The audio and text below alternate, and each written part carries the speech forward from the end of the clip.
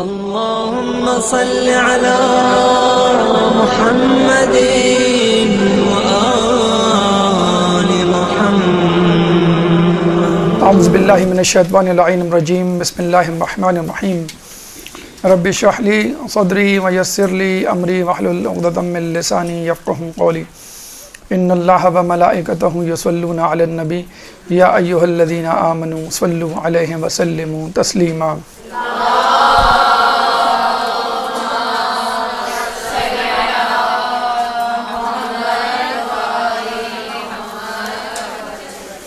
Najaf Ashraf کی زیارات کے حوالے سے ہماری گفتگو کا سلسلہ جاری ہے، اور اب تک کی گفتگو میں ہم نے حرم امیر المومنین حضرت علی ابن ابی طالب علیہ السلام اللہم صلی علی محمد و آل محمد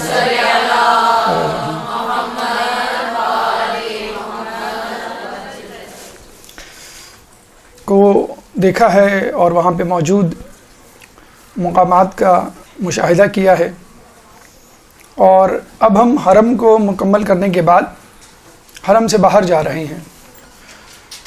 اور حرم سے جب ہم باہر جاتے ہیں یا کسی بھی زیارت کے اسپاٹ پہ یا ہوٹل میں اسٹے کے بعد کہیں جاتے ہیں تو وہ زیارات دو قسم کی ہوتی ہیں، ایک پیدل زیارات اور ایک بائی روڈ زیارات. تو پیدل زیارات یعنی نجف کے اندر اندر آپ جتنا گھوم سکتے ہیں اپنی ٹانگوں کو استعمال کرتے ہوئے، تو وہ زیارات آج ہمیں انشاءاللہ طے کرنی ہیں. اور ویسے تو جو اس فوٹوگراف میں اس پکچر میں آپ کو نظر آ رہی ہیں وہ تقریباً 14 مقامات ہیں، لیکن ہم ان 14 سے زیادہ انشاءاللہ مقامات کی سیر کریں گے، ان کی زیارات کریں گے، اور ان کی لوکیشن یعنی وہ کہاں کہاں موجود ہیں یہ بھی دیکھیں گے، اس کے پیچھے پس منظر کیا ہے، تاریخی شواہد واقعات اور ہمارے لیے کیا مثالیں عبرتیں ہیں. حرم مطہر امیر المومنین سب سے پہلے، اور یہ ہم کر چکے. اس کے بعد مقام امام زین العابدین علیہ السلام نمبر 2. نمبر 3 صافی صفا یمانی. نمبر 4 ہود و صالح علیہ السلام کی قبور مبارک، لیکن یہ ہم نہیں کریں گے آج کیونکہ ہم اس کو وادی اسلام میں کور کریں گے جو انشاءاللہ اگلی نشست میں ہوگا. تو حرم مطہر امیر المومنین نہیں کریں گے ہم کیونکہ ہم کر چکے، اور ہود و صالح ہم نہیں کریں گے کیونکہ ہم نیکسٹ ٹائم اس کو وادی اسلام میں شامل کر کے ان کی زیارات سے متعلق گفتگو کریں گے. نمبر 5 مسجد شیخ طوسی. نمبر 6 مرقد صاحب جواہر. نمبر 7 مرقد کاشف الغطاء. نمبر 9 مسجد ہندی و کتب خانہ آیت اللہ سید محسن الحکیم اور ان کی مرقد. پھر کتب خانہ امیر المومنین و مرقد علامہ حسین امینی. نمبر 11 بیت امام خمینی. نمبر 12 مرقد و مدرسہ آیت اللہ عبداللہ سبزواری. نمبر 13 مسجد شیخ انصاری. اور نمبر 14 کتب خانہ امام حسن علیہ السلام. تو یہ 14 اسپاٹس آپ کے سامنے ہیں. 14 میں سے ہم 12 کریں گے، 2 کیوں نہیں کریں گے اس کی وجہ ہم نے بتلا دی، لیکن اس کے باوجود اس سے ہٹ کر بھی یعنی ان 14 یا 12 سے ہٹ کے بھی انشاءاللہ ہم زیارت کریں گے. جیسے بیت آیت اللہ سستانی اس میں ہے، لیکن جو 4 مراجع میں سے 3 جو ہیں جیسے سعید الحکیم ہیں اور اسحاق فیاض ہیں، بشیر نجوی ہیں، انشاءاللہ ان کے بارے میں ہم گفتگو کریں گے.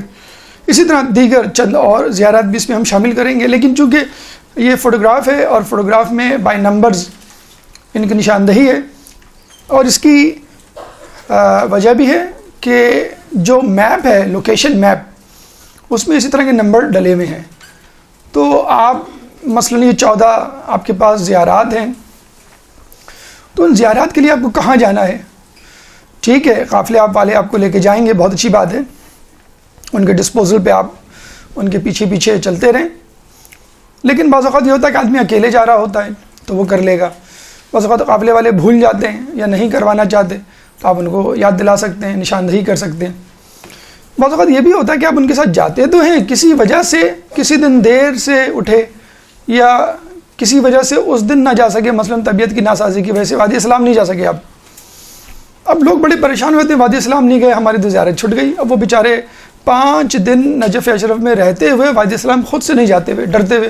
اس میں کیا ایسا مسئلہ ہے؟ شیخ توسی کے گیٹ پہ آپ جائیں، واکنگ ڈسٹینس پہ، جیسے روڈ اینڈ ہوگا سامنے وادی اسلام میں، آپ خود جا کے تھوڑا سا آگے جائیں، سیدھے ہاتھ پہ مرقد، ہود اور صالح علیہ السلام میں. کون سا ایسا بڑا مسئلہ ہے؟ تو یہاں یہ دکھانے کا مقصد یہی ہے کہ ہمت کر کے خود بھی، اور ویسے بھی قافلے والوں کے پاس ڈیزگنیٹڈ ڈیز ہوتے ہیں، لمیٹڈ ان کے پاس وسائل ہوتے ہیں، اور جو انہوں نے پہلے سے ایک فارمولا ٹائم ٹیبل بنایا ہوا وہ اس کے حساب سے چل رہے ہوتے ہیں.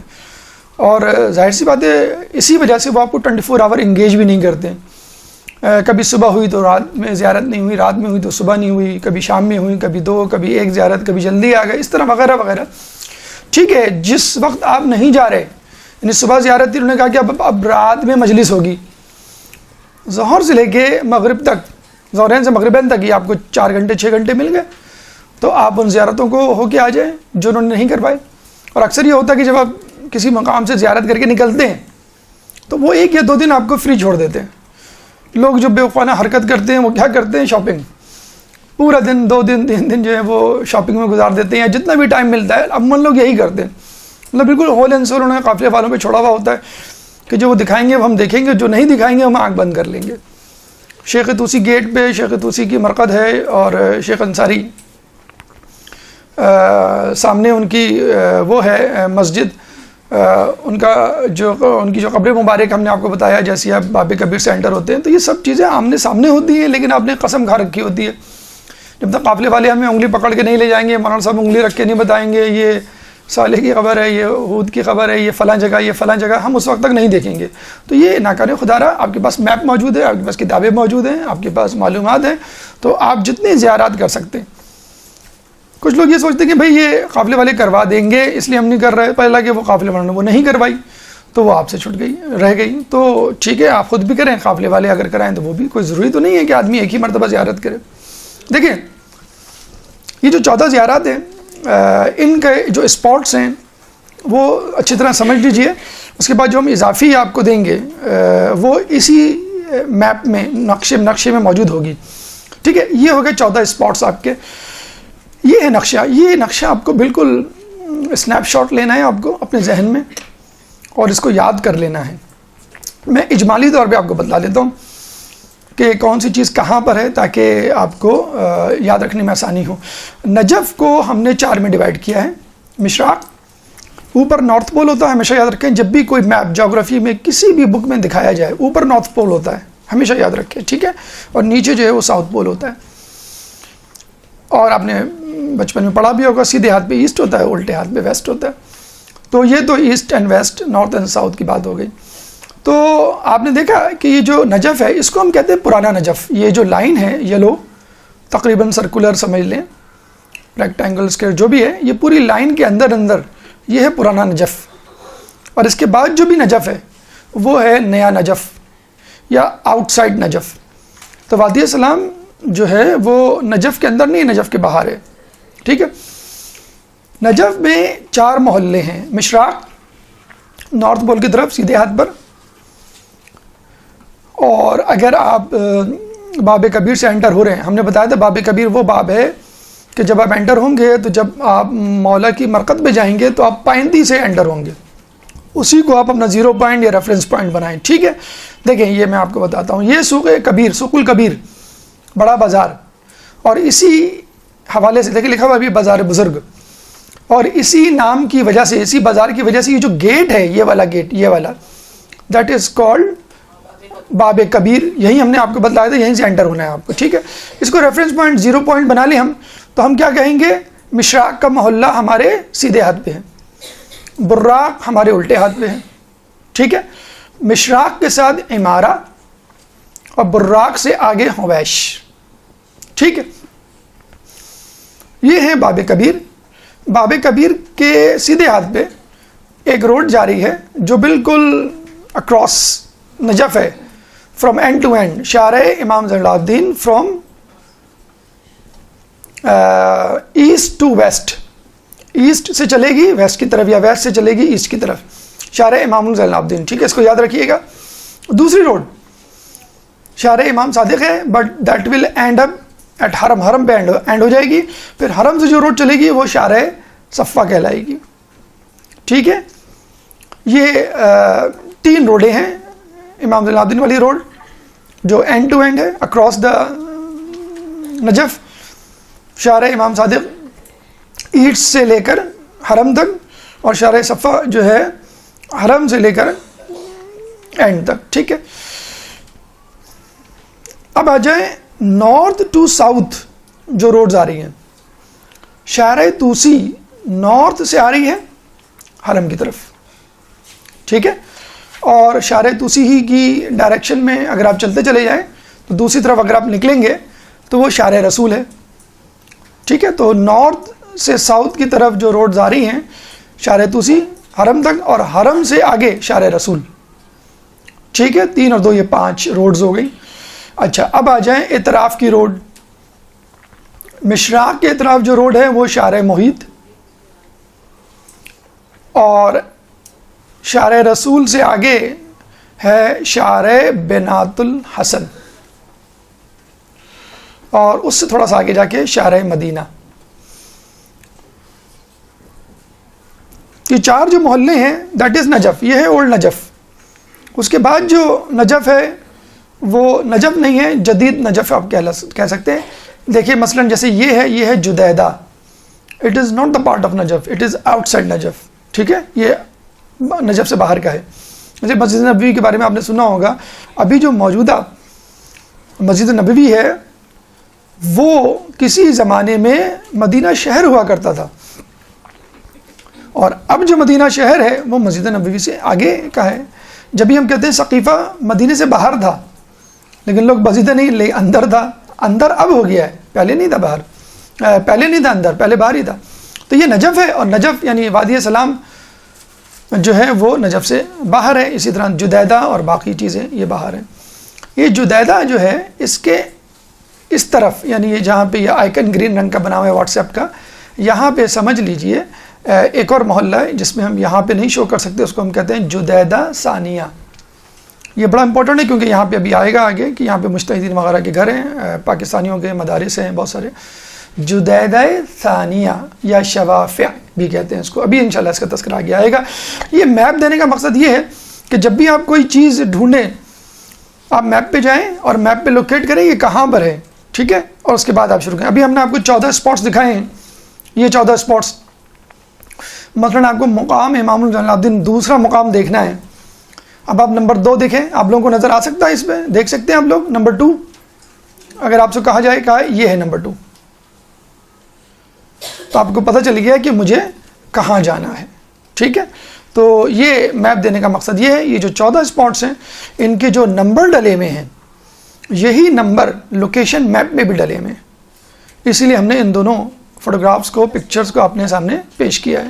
ٹھیک ہے، اب ہم یہ جو 14 اسپاٹس ہیں یعنی 12 اسپاٹس 2 ہم نے ڈسکس کریں گے، پلس وہ اسپاٹس جو ہم اضافی دیں گے ان کو سب سے پہلے لوکیٹ کریں گے کہ ہے کہاں پر.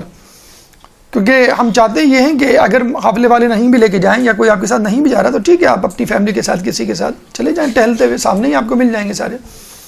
ٹھیک ہے، تو یہ 14 اسپاٹس ہم شروع کرتے ہیں، پلس اس کے ساتھ ساتھ جو اسپاٹس اس میں نہیں دیے ہوئے لیکن بہرحال وہ within the territory of Najaf ہیں، within the old Najaf ہیں، تو اس کو ٹچ کر لینے میں، دیکھ لینے میں کوئی حرج نہیں ہے. تو ہم جو ہے پہلا جیسے کہ ہم نے بتایا اسپاٹ ہے حرم امیر المومنین، تو ہم کر چکے ہیں الحمدللہ. تو وہ جو دیٹ از دا سینٹر، مرکز آف نجف. دوسرا اسپاٹ ہے مقام امام زین العابدین. ٹھیک ہے، اور اس کو ہم لوکیٹ کرنا چاہیں تو کہاں ملے گا ہم کو؟ یہ رہا نمبر 2، یہ ہے مقام امام زین العابدین. اب ہم اس کو ڈسکرائب کرنا چاہیں، کسی کو بتانا چاہیں یا خود سے ہم یاد رکھنا چاہیں تو ہم کیا کریں گے؟ ہم کہاں آئیں گے؟ 0 پوائنٹ کیا ہے ہمارا؟ 0 پوائنٹ باب کبیر ہے. ٹھیک ہے، باب کبیر سے آپ انٹر ہوئے تک کوشش یہ کریں کہ پہلے حرم میں آ جائیں. آپ حرم میں آ جائیں، گویا مولا علی کی انگلی پکڑ لیں اور پھر آپ اپنا سفر شروع کر دیں. باب کبیر سے آپ اندر آ گئے اس کے بعد آپ نکل جائیں یہاں سے. یہاں پہ کون سا گیٹ ہے؟ باب طوسی گیٹ, باب طوس. اس باب طوس سے آپ باہر نکلیں, باہر نکلنے کے بعد الٹے ہاتھ پہ مڑ جائیں. یہ کون سی شارع ہے؟ شارع امام زین العابدین. اس پہ چلنا شروع کر دیں. چلتے چلتے چلتے چلتے جب اولڈ نجف, پرانا نجف اینڈ ہوگا تو نمبر 2 پہ جو مقام ہے وہ ہے مقام امام زین العابدین علیہ السلام. یہاں پہنچ گئے لوکیشن میپ کے ذریعے. اب اس کی اہمیت جیسے دیکھیں, یاد رکھیں جب بھی مقام کا لفظ آتا ہے نا, مقام امام زمانہ, مقام امام جعفر, مقام امام زین العابدین, اس کا مطلب کیا ہوتا ہے کہ اس مقام پر وہ امام آ چکے ہیں. اب آگے کوئی واقعہ پیش آیا ہو, آ کے قیام کیا ہو, آ کے 2 رکعت نماز پڑھی, انف, ہمارے لیے بہت انف ہے. امام کے قدم مبارک وہاں پہنچ گئے, بس یہ مقام بن گیا. ویسے تو بہت سی جگہوں پہ پہنچے ہوں گے, لیکن جہاں پہ بالکل یقین ہے کہ یہاں امام آئے تھے, ضرور آئے تھے, اور کچھ دن قیام بھی کیا تھا, تو اور بھی بہت جیسے کہ اس کی فضیلت بڑھ جاتی ہے. تو مقام امام زین العابدین علیہ السلام کے بارے میں کہا جاتا ہے کہ چوتھے امام جب مولا کی زیارت کے لیے آتے تھے اس مقام پہ قیام کیا کرتے تھے. جیسے ہم ہوٹل میں قیام کرتے ہیں 4 دن 5 دن, مولا یہاں پہ, امام یہاں پہ قیام کرتے تھے, یہیں پہ عبادت اور نماز پڑھا کرتے تھے, پھر یہاں سے حرم کی زیارت کے لیے جایا کرتے تھے. کچھ روایتوں میں ہمیں یہ بھی ملتا ہے کہ واقعہ کربلا کے بعد امام کئی سال یا کئی مہینے جو ہے روپوش ہو گئے, بیابان میں چلے گئے, اور پھر جو ہے انہوں نے زیارت کی اپنے جد کی, اور اس کے بعد جو ہے وہ مدینے گئے. بہرحال یہاں پر امام آئے تھے, یہاں پہ وہ قیام انہوں نے کیا تھا, اور چند دن یہاں رہے, یہاں عبادت کی. یہ دیکھیں اس کی نئی بلڈنگ ہے انشاءاللہ جو کنسٹرکٹ ہو رہی ہے, بہت ہی عالیشان گنبد اور بہت عالیشان عمارت بننے جا رہی ہے. جیسے میں نے آپ کو کہا کہ مقام کسی کا بھی ہو, اس کا مطلب وہ شخص وہاں آ چکا ہے, تو امام ضروری تھوڑی ہے کہ ایک ہی جگہ آئے ہوں. امام تو جو ہے وہ ایک سے زیادہ جگہوں پر گئے ہوں. تو موصل میں بھی ایک جگہ ہے کہ جہاں پر مقام امام زین العابدین ہے, اور جس پہ ابھی پچھلے دنوں داعش نے قبضہ کر لیا تھا, تو اس مقام کو داعشیوں کے قبضے سے چھڑوایا گیا ہے. اب آ جائے مقام صفا یمانی نمبر 3. کہاں پر ہے یہ؟ میپ اٹھائیں آپ. نمبر 3 جیسے ہم نے کہا اسپاٹ, یہ دیکھیں نمبر 2 جو ابھی ہم نے ختم کیا ہے وہ تھا مقام امام زین العابدین, اس کے بالکل برابر میں ہے, بالکل پڑوس جسے کہہ لیں. یہ آپ کا پارک ہے, بالکل یہ آپ کا مدرسہ, اس طرح مقام صفا یمانی. اچھا, اسی مناسبت سے اس کو شارع صفا کہا جاتا ہے. اگر آپ شارع امام زین العابدین سے آ رہے ہیں کوئی بات نہیں, آپ نے مقام امام زین العابدین دیکھا, اس کے بعد یہ دیکھ لیجئے. ہو سکتا ہے آپ کا ہوٹل ہو ہی شارع صفا پہ, یہاں پہ کافی ہوٹل ہیں, ہمارا ہوٹل بھی یہیں تھا, شارع صفا ہی پہ ہوٹل ہو, تو آپ یہیں سے آ جائیں, کوئی بات نہیں. پہلے صفا یمانی دیکھ لیں اور پھر مقام امام زین العابدین دیکھ لیں, ٹھیک ہے. تو یہ دونوں مقام آس پاس ہیں. اس کی پہچان یہی ہے کہ یہاں ایک بڑی سی روڈ ہے جس پہ بڑی بڑی گاڑیاں کھڑی ہوتی ہیں, جو آپ کو کوفہ اور وادی السلام تو نہیں, کوفہ اور مسجد سہلہ اور دیگر جگہوں پہ لے کے جاتی ہیں. تو یہ دونوں اسپاٹس یہاں پر ہیں.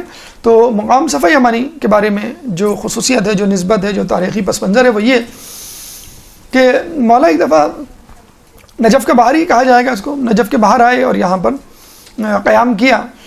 تو انہوں نے دیکھا کہ ایک قافلہ آ رہا ہے, اونٹوں پر ایک میت جنازہ رکھا ہوا ہے. مولانا نے پوچھا کہ بھئی کس کا جنازہ ہے اور تم لوگ کون ہو, کہاں سے آئے؟ تو انہوں نے کہا کہ ہم یمن سے آئے ہیں. تو یہ میرے والد کا جنازہ ہے, اس میں سے ایک شخص نے کہا. تو مولانا نے کہا کہ کیا یمن میں جگہ نہیں ہے دفنانے کی, جو اتنی دور یمن سے یہاں لے کر آئے, اس زمانے میں قافلے میں کسی کو لے کر آنا, کسی میت کو. انہوں نے کہا کہ یہ میرے والد ہیں, اور انہوں نے کہا تھا کہ مجھے ایسی جگہ دفنانا کہ جہاں پہ ایک ایسا شخص رہتا ہے کہ جس کی شفاعت عرب کے 2 بڑے قبیلوں ربیعہ اور مضر کے لوگوں کی شفاعت کے برابر ہے, یعنی اتنے لوگوں کو وہ بخشوا سکتا ہے.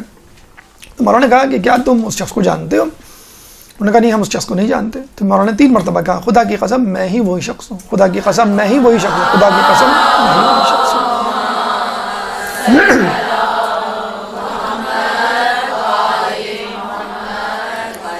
یہ اندر زری ہے اور یہ سامنے اس کا زیارت نامہ ہے.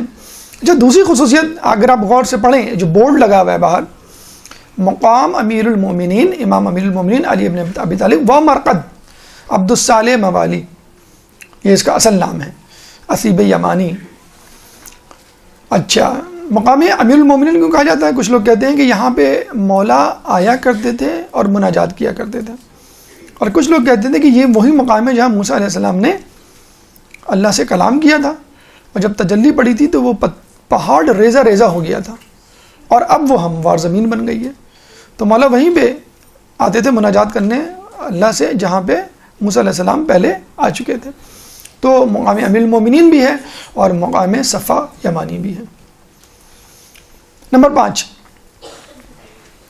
مرکز مسجد شیخ توسی،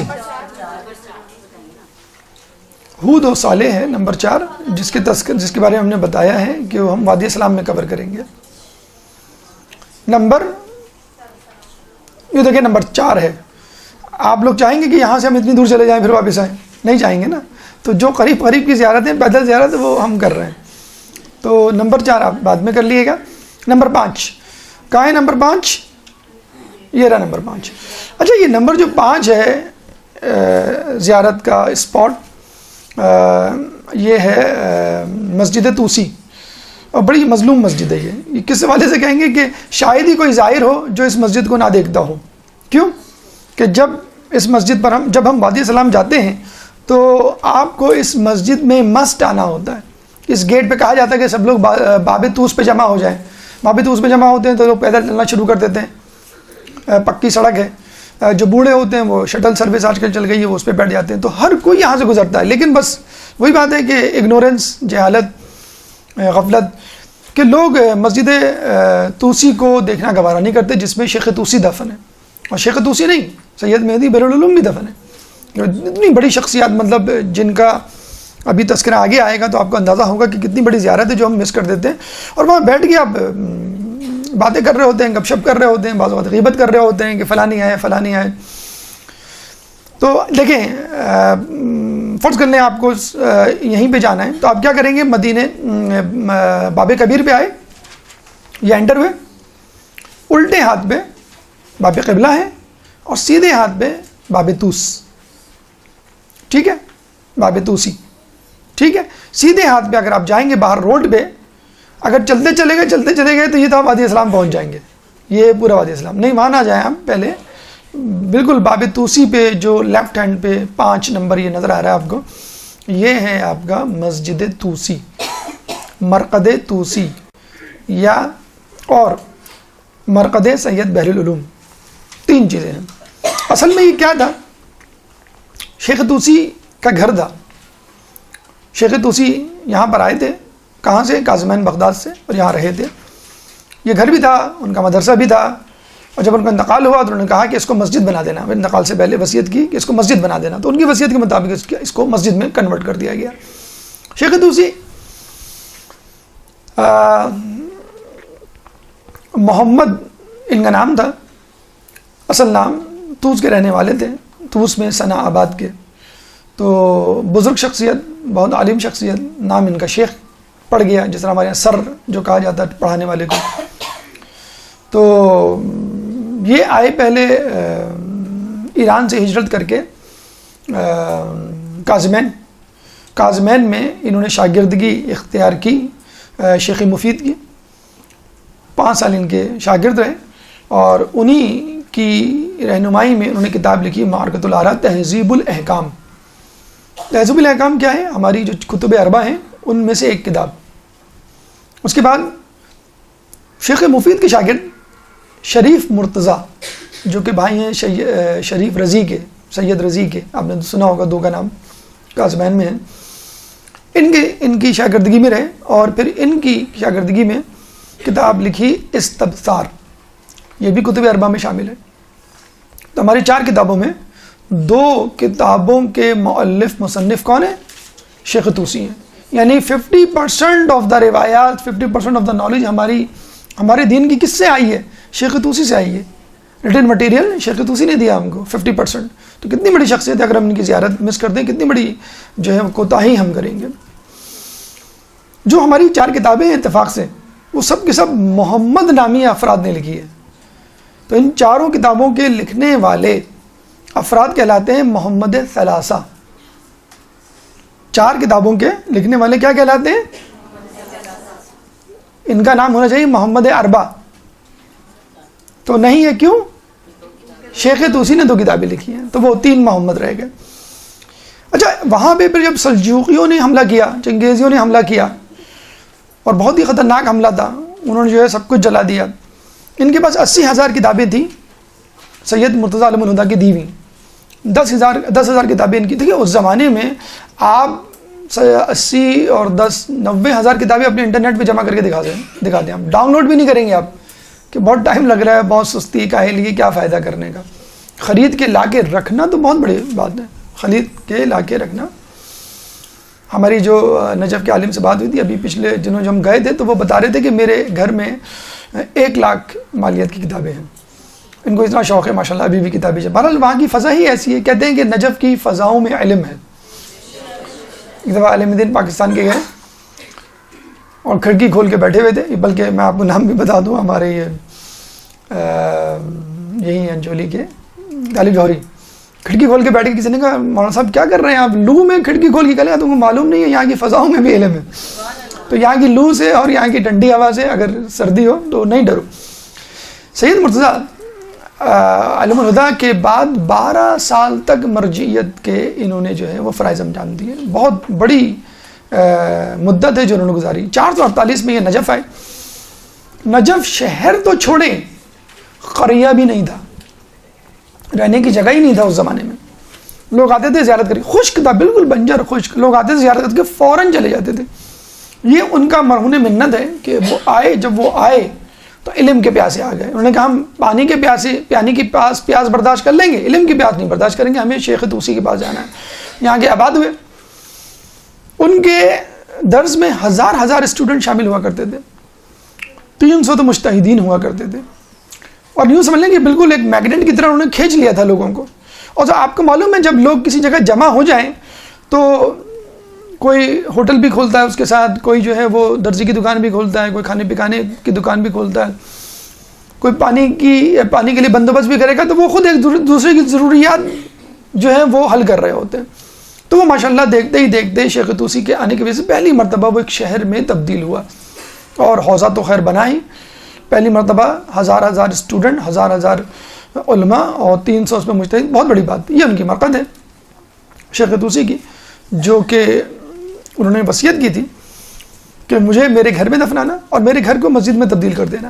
تو ان کا گھر جو ہے بیسیکلی وہ گھر ہے ان کا، تو وہ مسجد طوسی میں تبدیل ہو گیا، اور ان کی مرقد بھی یہیں پر ہے۔ یہیں پہ مرقد ہے سید مہدی بحر العلوم کی۔ اچھا یہ میپ میں الگ سے مینشن نہیں ہے، یہ ہم نے بتلا دیا کیونکہ بہرحال امپورٹنٹ شخصیت ہے سید مہدی اللہ۔ ہم نے دیکھیں بہت سارے علماء پڑھے ہیں، اور ہر عالم پہ ہم چونک جاتے ہیں، حیرت میں پڑ جاتے ہیں کہ کیا لوگ تھے اور کس طرح انہوں نے زندگی گزاری، لیکن جو عالم شاید سب سے زیادہ لوگوں کو حیرت میں ڈالتا ہے وہ ہے سید مہدی بحر العلوم۔ کس وجہ سے؟ آپ جملہ سن لیجئے پھر آپ کو اندازہ ہو جائے گا۔ جو سب سے زیادہ حیرت میں ڈالنے والے عالم دین وہ یوں ہیں کہ لوگ کہتے ہیں کہ سید مہدی بحر العلوم کو عرصے تک لوگ امام زمانہ سمجھتے رہے کہ یہی ہے امام زمانہ۔ اتنا تقدس، اتنا علم، آپ اندازہ لگائیے کہ کسی غیر معصوم، کسی عام آدمی میں کوئی وہ کر لے کہ یہی امام ہے، یہی 12ویں امام ہے جن کا ظہور ہو گیا، یہ بتا نہیں رہے۔ آپ اندازہ لگا لیے کہ ان کے علم کا، ان کے تقدس کا، ان کی پاکیزگی کا کیا حال ہوگا۔ اور یقین کریں کہ اوائل سے، بہت بعد میں نہیں، اپنے اسٹوڈنٹ لائف سے ان کو جو ہے وہ بحر العلوم کا جو ہے وہ لقب مل گیا تھا، اور اب تک ان کا خاندان وہاں آباد ہے، اور اب تک ان کے خاندان والے اپنے نام کے آگے بحر العلوم لگاتے ہیں۔ دیکھیں یہ ہوتی ہے انسان کی قابلیت، کہ اس کی قابلیت اس کا تعارف بن جائے، اور پھر اس کا نام اس کے خاندان والے، آنے والی نسلیں فخر سے لیں۔ مہدی بحر العلوم کہاں پر ہے؟ یہ تو ہم نے بتلا دیا کہ یہ جو 5 نمبر مسجد طوسی ہے، بس مسجد طوسی میں جو مرقد طوسی ہے اس کے ساتھ ہی ان کی بھی قبر مبارک ہے۔ ایک دفعہ جا رہے تھے اپنے اصحاب کے ساتھ، تو قافلہ دکھا، قافلہ جا رہا تھا، تو قافلے والوں کو روکا، ادھر آؤ، یہ کو بلایا، اس کے بارے میں حال احوال پوچھے، پھر اس کے افراد جو تھے اس کے حال احوال پوچھا، خاندان والوں کے حال، محلے والوں کے حال، شہر والوں کے حال۔ جب پوچھ کے آ گئے تو لوگوں نے کہا کہ یہ لوگ تو یمن کے ہیں، آپ تو یمن کبھی نہیں گئے، اور آپ ان کے محلے کے بارے میں ایسے پوچھ رہے ہیں جیسے آپ کافی عرصے وہاں رہے ہوں، بلکہ شاید وہیں سے آئے ہیں آپ یہاں پر۔ پیدا یہ کربلا میں ہوئے تھے، عراق میں. انہوں نے کہا کہ جب انہوں نے دیکھا کہ لوگ سوال پہ سوال کیے جا رہے ہیں، حیرانگی پہ حیران، انہوں نے خاموشی سے کہا کہ اگر میں کہوں کہ میں دنیا کے چپے چپے سے واقف ہوں تو یہ غلط نہ ہوگا. بتائیں، اتنا بڑا دعویٰ کہ میں دنیا کے چپے. اچھا، اس کا اب اس کا ثبوت بھی لے لیجئے. عراق میں جو اہم ترین زیارات ہیں ان کی دریافت، ان کا انکشاف کس نے کیا؟ سید مہدی بحر العلوم نے کیا. مسجد کوفہ کس نے دریافت کی کہ یہ مسجد کوفہ ہے؟ سید مہدی بحر العلوم نے. مولا علی کا گھر کس نے دریافت کیا؟ سید مہدی بحر العلوم نے. مرقد کمیل بن زیاد، سید مہدی بحر العلوم نے. مسجد حنانہ کا تعارف، سید مہدی بحر العلوم نے. ہود اور صالح کی قبریں جو کہ وادی سلام میں موجود ہیں، مطلب شاید دو ہی وہ ہیں جن کے لیے ہم جاتے ہیں، ویسے اور بھی جگہ ہیں لیکن اہم ترین زیارات وادی سلام میں. تو ان کی نشاندہی کس نے کی؟ سید مہدی بحر العلوم نے. کیا تعلق ہے اللہ سے؟ کیا تعلق ہے امام زمانہ سے؟ کیا تعلق ہے غیب کے علم سے؟ پاکیزگی ہے، تقدس ہے.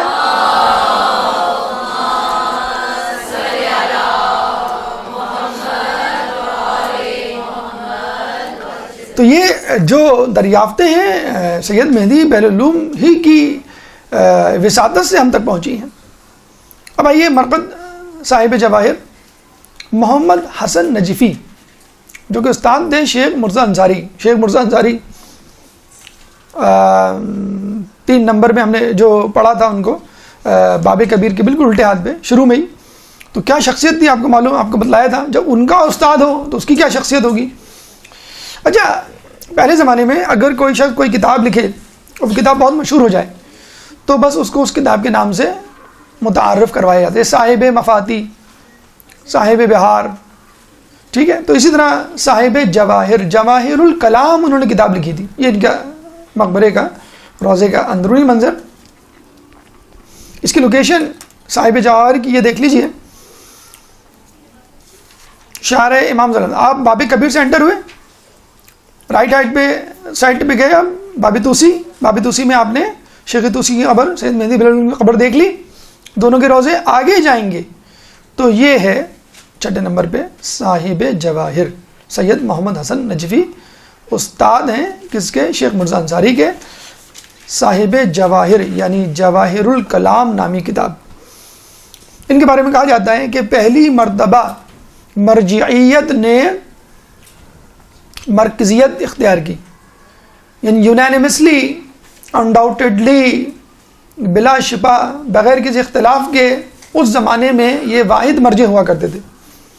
آج کل کے زمانے میں بہت سارے مراجعین ہیں جو جس کو عالم سمجھتا ہے اس کی تقلید کر لے، لیکن اپنے زمانے میں پہلی مرتبہ تاریخ میں ہوا تھا کہ تمام کے تمام لوگ کسی ایک کی مرجعیت پر متفق ہو گئے تھے.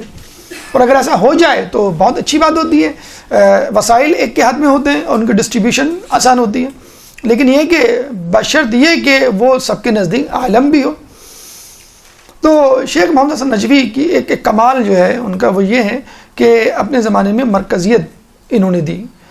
مطلب مرکزیت کیا دی، وہ خود اتنے بڑے عالم تھے کہ لوگ کسی اور کو ان کے سامنے تقلید کے قابل سمجھتے ہیں. جواہر الکلام ان کی کتاب ہے جس کے بارے میں ان کے شاگرد شیخ مرزا انصاری فرماتے ہیں جواہر الکلام اور وسائل شیعہ، یہ 2 کتابیں پڑھے بغیر کوئی آدمی مجتہد بن ہی نہیں سکتا. شیخ مرزا انصاری کتنے بڑے عالم. تو یہ ان کی کتاب تھی. آج تو ماشاءاللہ کمپیوٹر کا ایج وہ ہے، ایک سی ڈی میں یہ پوری کتاب موجود ہے، پوری ایک سی ڈی میں. نور والوں کی سی ڈیز ہیں، آپ کو میں نے بتلایا بھی تھا. نور والوں نے بہت ماشاءاللہ کام کر رہے ہیں. ایران کا جو پروگرام آفس ہے کمپیوٹرائز، کہ ایک سی ڈی میں ایک عالم دین کے تمام کام، ان کے تمام تصانیف جو ہے انہوں نے ڈال دی ہیں. تو جواہر الکلام 42 جلدوں پر مشتمل کتاب ہے. اور آپ کو معلوم ہے کتنے سال لگائے تھے انہوں نے؟ 32 سال. 32 سال میں 42 جلدوں پر مشتمل فقط ایک کتاب ہی کہیں گے اس کا، فقہ کی ایک کتاب انہوں نے تشکیل دی اور جواہر الکلام اس کا نام صاحب جواہر پڑ گیا. تو آپ دیکھ لیجئے ہمارے جو علماء ہیں پوری زندگی لگا دیا کرتے تھے. 32 سال، آدھی زندگی تقریباً لگا دی آپ نے ایک کتاب کو لکھنے میں. اچھا، لوگ ابھی انشاءاللہ آگے مزید تفصیل سے تذکرہ آئے گا کہ لوگ عموماً یہ سمجھتے ہیں جو علماء ہوتے ہیں، جو طلباء ہوتے ہیں، جو علم دین سے وابستہ ہوتے ہیں، ان کو کوئی کام نہیں آتا. خواتین کے لیے بھی کہا جاتا ہے جو خواتین مدرسے جاتی ہیں ان کو گھر کام کی کوئی وہ نہیں، ان کی اکثر رشتہ ناتوں میں اس لیے پرابلم ہوتی ہے کہ بس مدرسے کے چکر میں پڑی رہتی ہیں، کتابوں میں گھومی رہتی ہیں، ان کو ہوش ہی نہیں ہوتا گھر گرہستی کا، شوہر کا، نہ ماں باپ کا، بہن بھائیوں کا. تو اس طرح علماء کے لیے بھی کہا جاتا ہے کہ ان کو جو ہے بس اپنے زیارات کی، اپنے مجالس کی، اپنی عزاداری کی اور پڑھنے پڑھانے کی فکر رہتی ہے، گھر سے ان کو کوئی تعلق نہیں ہوتا. یا سوشل ایکٹیویٹیز تو ہوتی نہیں، جب گھر سے تعلق نہیں تو سوشل ایکٹیویٹیز کیا ہوں گی. تو یہ ہمارے علماء جو قدیم علماء تھے ان کا دیکھیں انداز آپ. نہ صرف یہ کہ علم دین پھیلاتے تھے، درس خارج دیتے تھے، کتابیں لکھا کرتے تھے، اس زمانے میں مسجد کوفہ جو ہے اس میں جو خدام حضرات ہیں ان کے کمرے اور ان کا رہائش کا بندوبست انہوں نے پہلی مرتبہ کروایا کہ یہ 24 آور یہاں پہ رہیں اور یہ مسجد کی حفاظت کریں. مسجد کوفہ میں مینار جو ہے اذان کا انہوں نے بنایا. مسجد سہلہ میں خدام کے کمرے انہوں نے بنائے. روزہ مسلم و ہانی بن عروہ جو بڑی عالیشان مقبرے اس وقت نظر آتے ہیں، اس زمانے میں بالکل سمجھ لیں نامعلوم تھے یا لوگوں کو معلوم ہی نہیں تھا اور بس لوگ جاتے تھے اور آ جاتے. تو یہ باقاعدہ دونوں روزوں کو تعمیر کرنا جو ہے وہ ان کا کام ہے. 7 نمبر پہ مرقد کاشف الغطاء. کہاں ہے یہ؟ دیکھیے کاشف الغطاء بیسیکلی استاد ہیں کس کے؟ محسن نجفی کے. تو اس طرح بھی آپ کو آسانی رہے گی کہ 6 نمبر محمد حسن نجفی صاحب جواہر اور 7واں نمبر ان کے استاد کاشف الغطاء کا. حالات زندگی مالک اشتر ان کے آباء و اجداد میں شامل ہے. مالک اشتر کے خاندان سے ان کا تعلق ہے. کتاب انہوں نے لکھی کشف الغطاء، اس وجہ سے ان کا نام کاشف جو ہے وہ کشف کرنے والے کو کہتے ہیں. اور دیکھیں ان کی مرقد پہ بھی لکھا ہوا ہے کہ صاحب کتاب کشف الغطاء، جس میں اصول بھی ہیں، عقائد بھی ہیں اور فقہ کی جو ہے مشکل ترین الجھنوں کو بھی انہوں نے سلجھایا ہے. بید آیت اللہ سستانی 8 نمبر پہ، یہ بھی زیارت کا مقام ہے. دیکھیں زیارت کا مطلب یہ نہیں ہوتا ہے کہ کسی مرحوم کی قبر کی زیارت کی جائے. زیارت کسی زندہ کی بھی کی جاتی ہے، بلکہ زندہ کی جائے تو زیادہ بہتر ہے. وہی شخص اگر مر گیا ہو اس کی زیارت اس کی زندگی میں زیادہ بہتر ہے، معصوم کی غیر معصوم. آپ جب نکلتے ہیں یہ آقا سستانی کا اندر کا گھر اور علماء مجتہدین کے گھر میں کتابوں کے علاوہ اور کچھ نظر نہیں آتا. اب کہیں جا کے انہوں نے کرسیاں ڈالی ہیں 4-5 سال پہلے، خود کچھ اپنی صحت کی وجہ سے کہ بہت زیادہ دیر بیٹھ نہیں سکتے، اور خود کچھ لوگوں کی وجہ سے کہ جو نیچے بیٹھنے میں ذرا پرابلم محسوس کرتے ہیں یا غیر مندوبین آ جائیں تو ان کے لیے، ورنہ اس سے پہلے وہ نیچے ہی کی ان کی نشست تھی. یہ دیکھیں آپ باب کبیر پہ آئے تھے، پھر دوبارہ 0 پوائنٹ پہ ہم لے لیتے ہیں. ویسے تو ظاہر سی بات ہے اگر آپ گھوم ہی رہے ہیں اور سامنے شیخ توسی باب توسی آ گیا ہے تو آپ باب توسی سے نکل کے فوراً مسجد توسی چلے جائیں. ضروری نہیں کہ آپ دوبارہ باب کبیر پہ جائیں. ایسے ہم 0 پوائنٹ اور ریفرنس لیول پہ ہم نے آپ کو بتایا. یہ ہے باب کبیر 0 پوائنٹ. سیدھے ہاتھ پہ باب توسی تھا، الٹے ہاتھ پہ باب قبلہ، باب قبلہ ہے الٹے ہاتھ پہ. بس اس باب قبلہ سے آپ باہر نکلیں یا آپ باہر نکلیں، یہ کہلاتی ہے شارع رسول. اسی شارع رسول پر 8 نمبر یہ دیکھیں الٹے ہاتھ پر. آپ کو پتہ بھی نہیں چلے گا، لگے گا ہم بوری بازار کی کسی گلی میں آ گئے. دکانیں اور کچھ جگہوں پہ آپ کو لوگ کھڑے ہوئے نظر آئیں گے تو آپ سمجھ جائیے گا کہ یہاں پہ جو ہے وہ کچھ ہے. آپ اندر گلی میں جائیں گے، گلی میں گاڑی تو کیا آپ اسکوٹر بھی نہیں جا سکتی، بلکہ شاید سائیکل بھی کوئی نہیں چلا سکتا، گر جائے گا، اتنی پتلی گلیاں ہیں. ٹھیک ہے 8 نمبر پہ الٹے ہاتھ پہ بالکل آپ چند گز چلیں گے، چند میٹر تو آپ کو 8ویں مقام پر، یہ 8واں جو اسپاٹ ہے الٹے ہاتھ پہ آپ کو. حالات زندگی سیستان میں پیدا ہوئے. کچھ لوگ کہتے ہیں کہ یہ جو ہے مشہد میں پیدا ہوئے. ان کو سرٹیفکیٹ نہیں مل سکا تھا، برتھ سرٹیفکیٹ کسی وجہ سے مشہد کا، تو سیستان لگ گیا. بہرحال سیستان میں یا جہاں بھی مشہد میں، سیستان زیادہ قرین قیاس ہے، میں پیدا ہوئے اور ابتدائی تعلیم اپنے والد بزرگوار سے اور اس کے بعد آیت اللہ بروجردی کے بھی شاگرد رہے ہیں. حاصل کرنے کے بعد یہ آئے نجف اور یہاں پر کافی عرصے تک آیت اللہ خوئی کے جو ہے وہ شاگرد رہے اور پھر انہی کی وساطت سے اور انہی کی تصدیق نامے سے یہ مرجعیت کے درجے پہ پہنچے اور اس سے پہلے اجتہاد کا درجہ بھی آیت اللہ خوئی نے ان کو دیا. 1960 میں فقط 30 سال کی عمر میں ان کو اجازہ مل گیا, یعنی یہ مجتہد بن چکے تھے 30 سال میں. اور مرجعیت کب؟ 62 سال میں, 62 ایئرز. اب ماشاءاللہ ان کی عمر 80 سے زیادہ, 80 سال سے زیادہ ہو چکی ہے. 1992 میں آیت اللہ خوئی کا جب انتقال ہوا, انہوں نے باقاعدہ ان کو وصیت کی تھی کہ میری نماز جنازہ جو ہے وہ آغا سیستانی پڑھائیں. اس سے لوگ سمجھ گئے تھے کہ کون ان کا جانشین ہوگا, اور ویسے بھی وہ اس کا اظہار پہلے کر چکے تھے. جیسے کہ میں نے ابھی بتلایا کہ لوگ عموماً یہ کہتے ہیں کہ علماء, مجتہدین, مراجعین ایک الزام ہے خصوصاً نجف کے علماء کے اوپر کہ سیاسی طور پہ ایکٹیو یا موبلائز نہیں ہیں. ایسا نہیں ہے. اس طرح تو ہم تمام ائمہ کی ہسٹری پڑھ لیں. امام موسیٰ کاظم 14 سال جو ہے وہ قید میں رہے, تو کیا وہ ایکٹیو نہیں تھے؟ اپنے قید خانے سے وہ کنٹرول کیا کرتے تھے. امام زمانہ ابھی غیبت میں, تو کیا وہ ایکٹیو نہیں ہے؟ وہ اپنی غیبت سے پوری دنیا کو کنٹرول کر رہے ہیں. تو ایک نہیں بلکہ 2-3 مثالیں میں آپ کو دیتا چلوں ان کی سیاسی موبلائزیشن کی, ایکٹیویٹی کی. 2004 میں یہ bypass, 2 bypass operation ان کے ہو چکے ہیں, لیکن اس کے باوجود ماشاءاللہ ہٹے کٹے لوگ ان کے پاس بیٹھے بیٹھے تھک جاتے ہیں, اور یہ نہیں تھکتے. ایک سوال کا جواب جو ہے وہ آدھے گھنٹہ جو ہے وہ لگا دیتے ہیں, 2 گھنٹے. اچھا 2 گھنٹے تو ہمیں لگے تھے نا, اس کے بعد جو قافلہ آیا اس نے 2 گھنٹے لگائے ہوں گے, جو ہم سے پہلے بھی جو قافلہ اس نے 6 گھنٹے یہ اسی طرح بیچارے بیٹھ کے جواب دے دیتے رہے.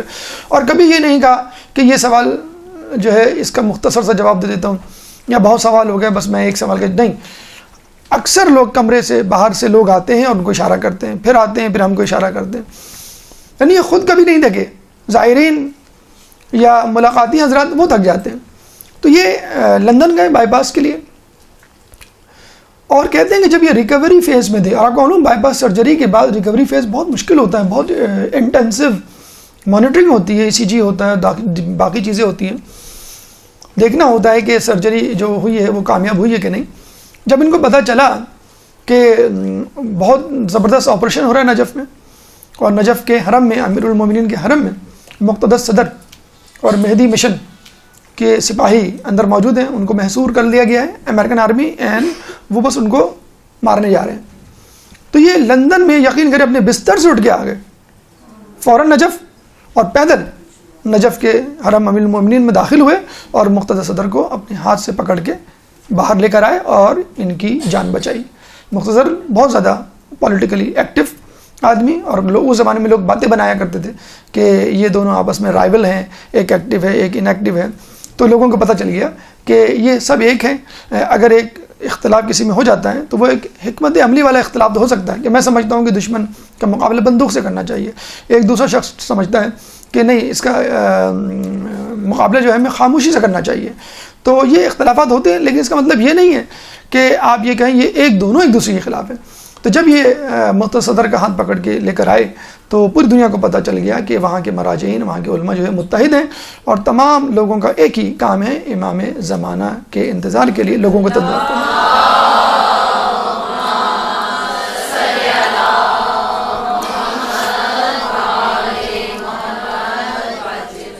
مزید سیاسی سرگرمی کے حوالے سے سن لیجئے. 2005 میں عراق میں الیکشن ہوئے. حالانکہ یہ چاہتے تو اپنے حجرے میں, اپنے گھر میں مقید محصور رہتے, اور اپنی علمی جو سرگرمی ہے اس میں جو ہے انہماک سے مصروف ہو جاتے کہ چلو مجھے موقع مل گیا. نہیں, الیکشن جب ہوئے 2005 کے تو انہوں نے باقاعدہ اعلان کیا کہ تمام عراقی جائیں اور الیکشن میں حصہ لیں. پہلی مرتبہ فیئر اینڈ جسے کہتے ہیں کہ رائٹ الیکشن ہونے جا رہے تھے. اس سے پہلے صدام کا دور تھا ڈکٹیٹرشپ کا, اس سے پہلے بھی کبھی ایسا نہیں ہوا کہ عراق کی عوام کو پہلی مرتبہ کھل کے اظہار خیال کا موقع ملا. اور آپ کو معلوم ہے مور دین 60% وہاں پہ شیعہ علی رہتے ہیں. ابھی ہماری ایک عراقی سے جو بات ہوئی تھی اس نے کہا تھا اب 80% ہو گئے, کیونکہ جو چلے گئے تھے عراقی مایوس ہو کے صدام کے دور میں واپس آ گئے, اور کچھ لوگ نے عراق چھوڑ دیا کہ اب ہمارے کام کا نہیں رہا. بہرحال 2005 میں اب آپ ان کا دیکھیے جملہ کیا تھا الیکشن میں لوگوں کو موبلائز کرنے کے لیے. اچھا, عرب معاشرے میں خواتین کو سیاسی کیا معاشرتی اور اجتماعی سرگرمیوں میں حصہ نہیں لینے دیا جاتا. حالانکہ رسول اللہ نے کبھی بھی اس کی جو ہے ممانعت نہیں کی. رسول اللہ بھی بیعت لیا کرتے تھے خواتین سے, کوئی ایسا مسئلہ نہیں تھا. انہوں نے باقاعدہ خواتین کو کہا کہ الیکشن میں کسی خاتون کا ووٹ ڈالنے جانا ایسا ہے جیسے بی بی زینب کا کربلا جانا. اتنے لوگ, اللہم صلی علی محمد,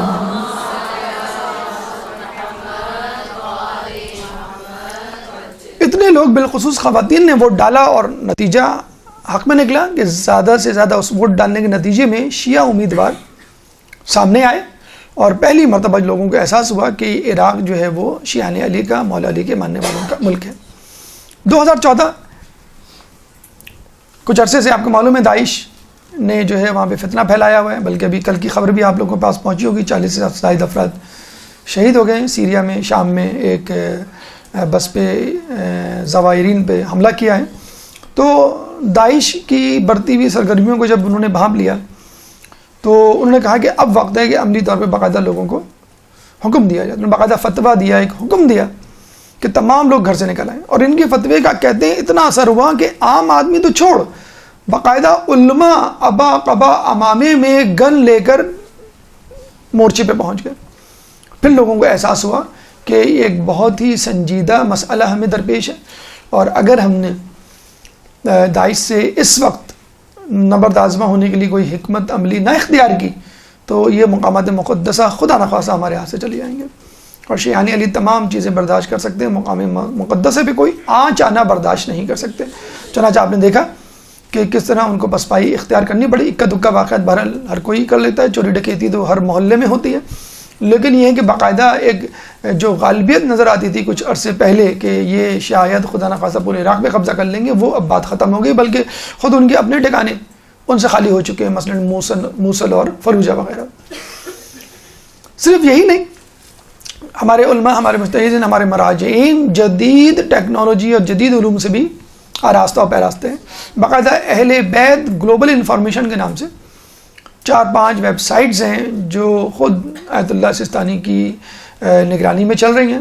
آپ خود ویکیپیڈیا پہ جا کر اہل بیت گلوبل انفارمیشن اگر لکھیں تو ان ویب سائٹس کے نمبر, ایڈریسز آپ کے پاس آ جائیں گے. ہر ویب سائٹس کو کلک کریں, مختلف زبانوں میں, عربی, فارسی, انگلش, آذربائیجانی, چائنیز, فرینچ, مختلف زبانوں میں آپ کو دینی علوم سے متعلق, اہل بیت کے علوم سے متعلق معلومات مل جائے گی. آیت اللہ سستانی کا اسپاٹ تو تھا اس میں, لیکن آیت اللہ سعید الحکیم کا نہیں تھا. ابھی ہم نے جو بتلایا آپ کو 14 مقامات, لیکن اس لیے ہم نے بتا دیا کہ یہ آیت اللہ سستانی کے گھر سے آپ تھوڑا سا آگے جائیں گے تو سعید الحکیم کا بھی گھر مل جائے گا. مثلا کیسے جائیں گے آپ, دیکھیں یہ جو تھا 8 نمبر پہ آپ نکلے باب قبلہ سے باہر, یہ باب کبیر ہے, ٹھیک ہے. باب کبیر میں ہم نے کہا تھا کہ سیدھے ہاتھ پہ باب توسی ہے اور الٹے ہاتھ پہ باب قبلہ.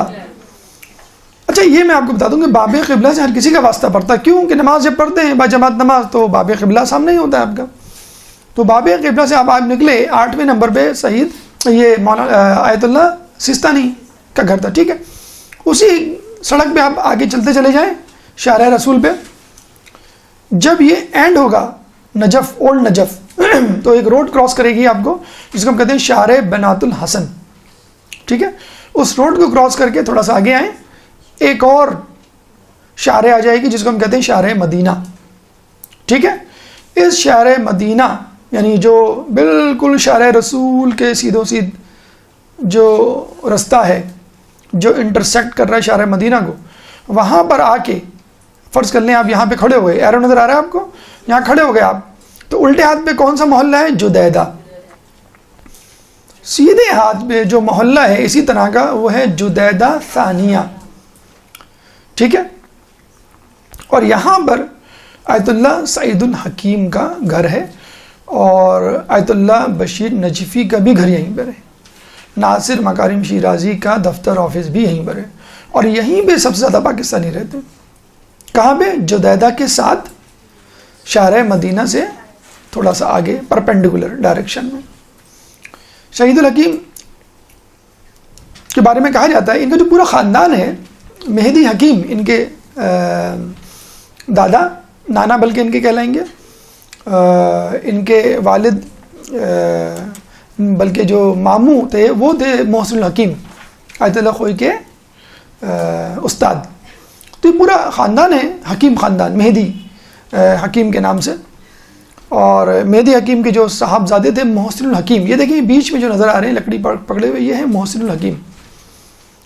کس کے بیٹے؟ مہدی حکیم کے، جو کہ پہلے آدمی تھے حکیم خاندان کے جو لبنان سے ہجرت کر کے یہاں پر آئے ہیں.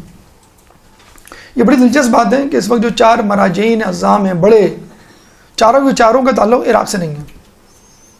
آیت اللہ سیستانی ایران کے، سعید الحکیم لبنان کے، آیت اللہ اسحاق فیاض افغانستان غزنی کے ہیں، اور بشیر نجفی لاہور کے گجرانوالہ کے ہیں. تو یہ جو ہے چاروں کے چاروں اتفاق سے باہر ہیں. یہ ظاہر کرتا ہے کہ علم اور علم اہل بیت جو ہے وہ کوئی سرحد نہیں رکھتا، وہ کوئی زبان نہیں رکھتا، وہ کوئی نسل نہیں رکھتا، وہ کوئی ملک نہیں رکھتا. بس ایک ہی بنیاد ہے، محب اہل بیت، حب اہل بیت، اہل بیت سے محبت. تو یہ چاروں وہاں موجود ہیں، چاروں ہر دل عزیز ہیں، چاروں کو لوگ بہت چاہتے ہیں، اور کوئی بھی دل میں ان کے یہ شکوہ نہیں ہے. یہ چاروں افراد یا ان کے ماننے والے، ان کے جاننے والے، ان کے محب جو ہیں وہ باہر سے تعلق رکھتے ہیں. ابھی بھی جو تدریسی خدمات ہیں اس حوالے سے، جیسے لجنہ امتحان ہے، وہاں کا جو سب سے بڑا امتحان ہوتا ہے کوانٹیفائی کرنے کے لیے کہ کون طالب علم کتنا آگے جا چکا ہے، اس میں آیت اللہ سعید حکیم کے بارے میں کہا جاتا ہے سب سے زیادہ ان کے دفتر کا ہاتھ ہے. یعنی اکیڈمکس میں اس وقت جو ہے مولانا آیت اللہ سعید الحکیم کو بہت ہاتھ ہے. اور یہ بھی میں آپ کو بتلا دوں کہ سعید الحکیم کے ماموں محسن الحکیم اور اس سے پہلے مہدی حکیم، ان کی ایک ہسٹری، ایک فیملی ہے، اور ان کے جو افراد ان کے خاندان میں مجتہد گزرے ہیں، غالباً سب سے زیادہ مجتہدین انہی کے خاندان میں گزرے ہیں. ابھی آپ کو جو تصویر دکھائی اس میں سارے ایک ساتھ کھڑے ہوئے. بہت زیادہ علمی خدمات ہیں ان کے خاندان کی، اور بہت زیادہ ہر دل عزیز ہیں. تو صدام حسین کو ہمیشہ ان کے خاندان سے خطرہ رہتا تھا کہ یہ لوگ ٹیک اوور نہ کر لیں، یہ لوگ مخالفت نہ کریں، یہ لوگ جو ہے ہمارے لیے رکاوٹ نہ بن جائیں. تو گاہے بگاہے ان کو اذیت دینا، قید میں ڈالنا، تکلیف دینا اس کا مشغلہ تھا. اور ایک عرصے تک صدام کی قید میں ان کا خاندان رہا. اور ایک وقت وہ بھی آیا کہ جب ان کے والد نے یہی کہا کہ بیٹا اگر کوئی ہماری نیکی قبول نہ بھی ہو جنت میں جانے کے لیے، تو یہ جو قید و بند میں ہم مصیبت گزار رہے ہیں یہ بہت ہے. اچھا آپ یہ دیکھ لیجئے، ہم جیسے لوگ ہوں، کوئی اور عام فرد ہو، تو اللہ سے دعا کرے گا میں کب باہر نکلوں، کب اپنی پڑھائی کا سلسلہ شروع کروں. آپ کو یہ سن کے حیرت ہوگی کہ انہوں نے جیل میں درس و تدریس شروع کر دی. باقاعدہ کلاسز ہوتی تھیں، درس دیے جاتے تھے، بالکل اسی طرح جس طرح گھر میں. یہ بھی ایک طریقہ ہے اپنے آپ کو مصیبتوں مشکلات سے ہٹانے کا، اپنی توجہ. لوگ کہتے ہیں نا بھائی لائٹ چلی گئی اس کو رو رہے ہوتے ہیں، بھوک لگ رہی ہے کھانا نہیں ملا ہے، یا گھر میں کوئی آ گیا مہمان. آپ اپنی پڑھائی میں بس مشغول رہے. مومن جو ہے یا طالب علم جو ہے وہ بس پڑھائی میں مشغول رہتا ہے. تو جو لوگ قید و بند میں رہ کے پڑھ سکتے ہیں، تو ہم لوگ لوڈ شیڈنگ میں نہیں پڑھ سکتے، بھوک پیاس میں نہیں پڑھ سکتے، مصروفیات میں نہیں پڑھ سکتے، دھوپ میں نہیں پڑھ سکتے. اچھا اب آ جائیں بیت آیت اللہ اسحاق فیاض. ان کا تعلق غزنی یعنی افغانستان سے اور ہزارہ خاندان. دیکھا جائے تو اوریجنلی ان کو پاکستانی ہم کہیں گے، کیونکہ ہزارہ فیملی جو پارا چنار میں رہتی ہے اس ہزارہ فیملی سے ان کا تعلق ہے. کہاں پر ہیں یہ؟ دیکھیے جدیدہ، ابھی ہم نے آپ کو بتلایا تھا کہ جدیدہ کے اپوزٹ میں جدیدہ ثانیہ شوافع، جس کا نام ہے ایک اور نام جدیدہ ثانیہ کا. اور یہ کیا ہے؟ بس یہیں پہ رہتے ہیں اسحاق فیاض. یعنی آپ یوں سمجھ لیجئے کہ شارع رسول سے آپ آگے بڑھے، شارع بنات الحسن کراس کی، شارع مدینہ کراس کی، اگر آپ کو اسحاق فیاض صاحب کے پاس جانا ہے الٹے ہاتھ میں مڑ جائیں. اگر آپ کو بشیر نجفی یا سعید الحکیم کے پاس جانا ہے تو سیدھے ہاتھ میں مڑ جائیں. بشیر نجفی کا گھر پہلے پڑے گا، اور 2 گلی 3 گلی چھوڑ کر سعید الحکیم کا گھر پڑے گا. اور وہیں پہ ناصر مکارمی شیرازی کا آفس بھی اگر آپ چاہیں تو وہ بھی دیکھ لیں. بلکہ یہ 2 گھر آپ کو مل جائیں گے. بہت ہی کم گو، بہت ہی خاموش. جب ہم گئے تھے تو بات چیت بھی نہیں کر رہے تھے وہ، اور صرف جو ہے وہ فقط ہاتھ ملانے کی ہمیں اجازت دی اور بس چلے گئے. بہت ہی خاموش. مطلب ان کی خاموشی کی وجہ سے ایک زمانے میں لوگ تو نہیں، جاہل افراد جو ان پہ شک کرنے لگے تھے کہیں یہ جاسوس تو نہیں ہے، امریکہ یورپ یا کہیں. بہت ہی خاموش تھے. اور انہوں نے پوری زندگی مطلب یہ صدام کا جو دور گزارا ہے بہت خاموشی میں گزارا ہے، الگ تھلگ سیاست سے، بالکل اپنے کام میں پڑھائی میں مشغول رہتے، درس و تدریس میں. لیکن جیسے ہی صدام گیا ہے ویسے ہی ان کی سیاسی تحریک میں اضافہ ہوا، فوراً موبلائز ہوئے. اور اچھا اس وقت آیت اللہ سستانی ہوں، سعید حکیم ہوں، ان پہ ایک ٹھپا تھا یہ اینٹی گورنمنٹ ہے. سید فیاض، اسحاق فیاض کی کوئی ایکٹیویٹی تو نہیں تھی، تو ہر بات میں ان کو سالس بنا لیا جاتا تھا. یعنی مغربی اقوام، امریکہ ہو، برطانیہ ہو، وہ اسحاق فیاض سے پیغامات رسانی کے کام لیا کرتی تھی کہ بھئی آپ آغا سستانی سے یہ کہیں، آپ سعید الحکیم سے یہ کہیں، آپ فلاں سے یہ کہیں، بشیر نجوی سے یہ کہیں. تو انہوں نے دیکھیں یہ فائدہ ہوتا ہے. کچھ لوگ جو کہتے ہیں نا کہ ہمارے مجتہدین کیوں خاموش ہیں، کیوں آواز نہیں اٹھا رہے، تو یہ خاموشی میں مصلحت ہوتی ہے اور یہ خاموشی کام آتی ہے. یہ مجتہدین ہماری طرح جذباتی نہیں ہوا کرتے کہ جب جوش جذبہ دکھانے کا وقت آئے تو ہم پیچھے ہٹ جاتے ہیں، اور جب نہیں دکھانے کا وقت آئے تو ہم کہتے ہیں کہ بھئی تلوار نکال کے ہم اس کا سر قلم کر دیں گے فلاں کا. تو انہوں نے کہتے ہیں سب سے زیادہ انیکٹیو تھے صدام کے دور میں، جن پہ شک کیا جاتا ہے، سب سے زیادہ ایکٹیو ہوئے اور آغا سستانی کا جو ہے کے لیے پل کا کام. اچھا کچھ لوگوں نے یہ بھی کہا کہ شاید یہ مرجعیت اعلیٰ کے لیے کوالیفائی کر رہے ہیں، مخالفت کریں گے. انہوں نے باقاعدہ سپورٹ کی آغا سستانی کی مرجعیت کے لیے، خود مرجع ہیں، ان کی بھی تقلید ہوتی ہے، لیکن مرجع ہونے کے باوجود آغا سستانی کی انہوں نے ہر پلیٹ فارم پہ سیاسی، علمی یا کوئی بھی ان کا فیصلہ ہو اس کی انہوں نے تائید و نصرت کی ہے.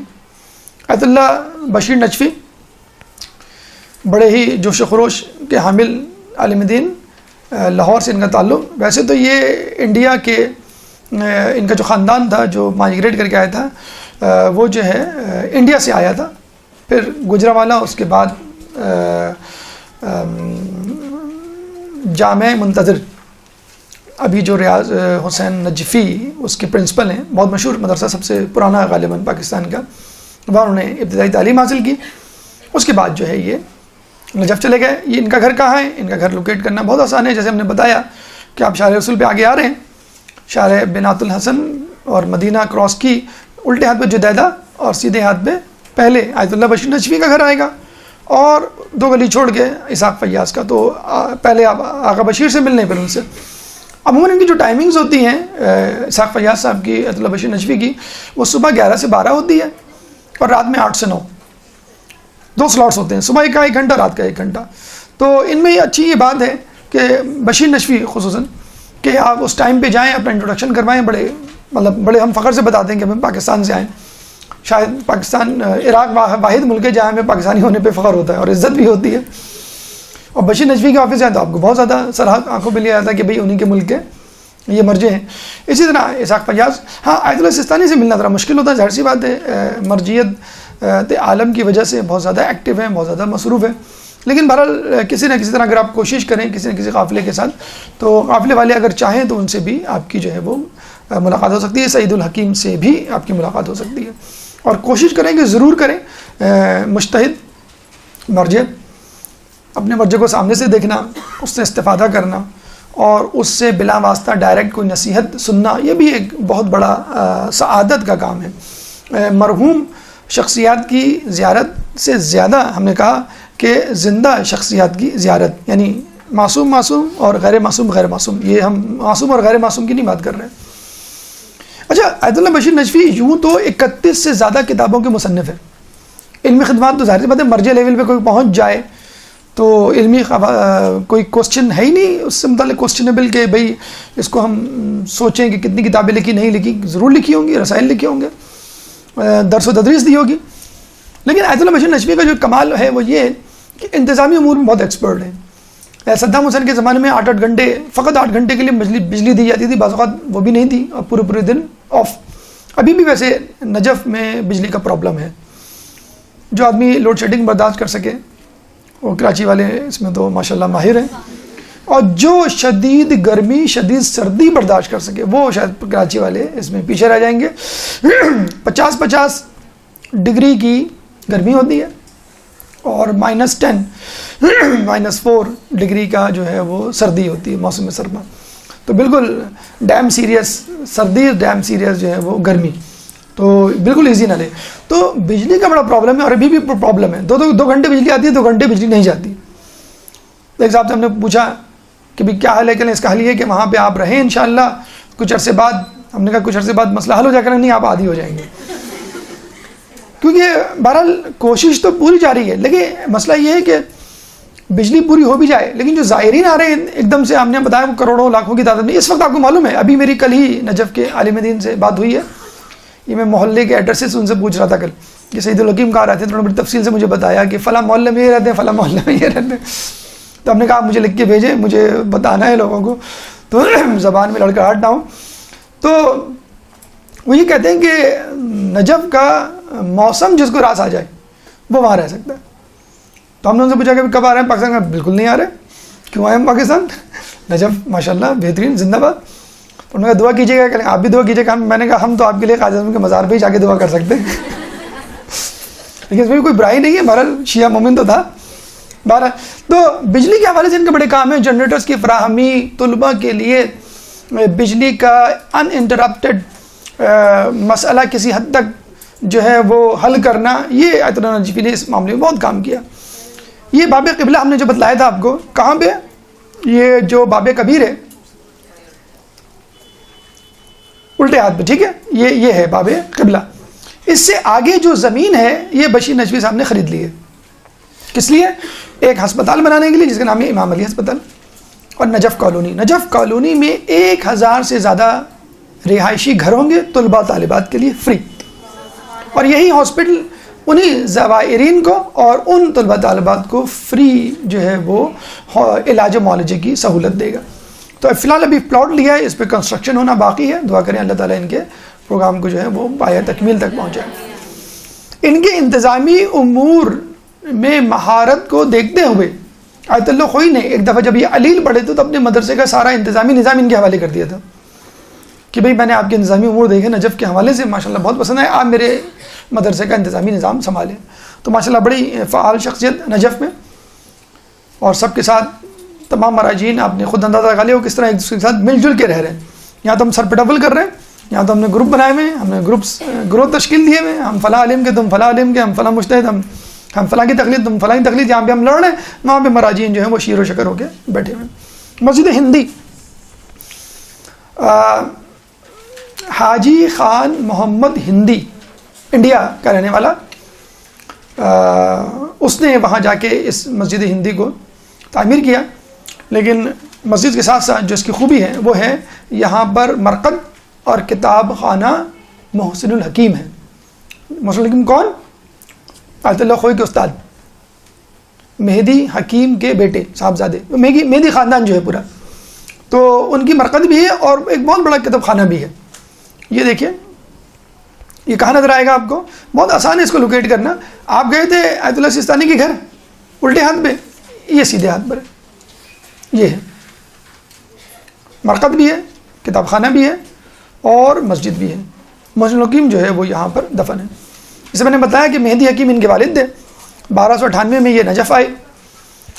ان کے بیٹے محسن الحکیم جو ہے مرجع عالم بنے, اور اتنے بڑے مرجع عالم بنے کہ آیت اللہ خوئی جیسے شخص کے استاد.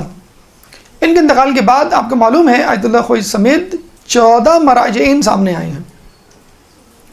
تو آپ اندازہ لگا سکتے ہیں کہ آیت اللہ محسن الحکیم کا جو ہے وہ مرتبہ مقام کیا ہوگا. یہ جو سعید الحکیم اس وقت مراجع اربعہ میں شامل ہیں, یہ ان کے بھانجے ہیں. موجودہ سعید الحکیم جو چوتھے مرجع ہیں, 1 of the 4, وہ محسن الحکیم کے بھانجے ہیں. اور ان تمام لوگوں نے سعید الحکیم سمیت قید و بند کی جو ہے وہ صعوبتیں برداشت کی ہیں.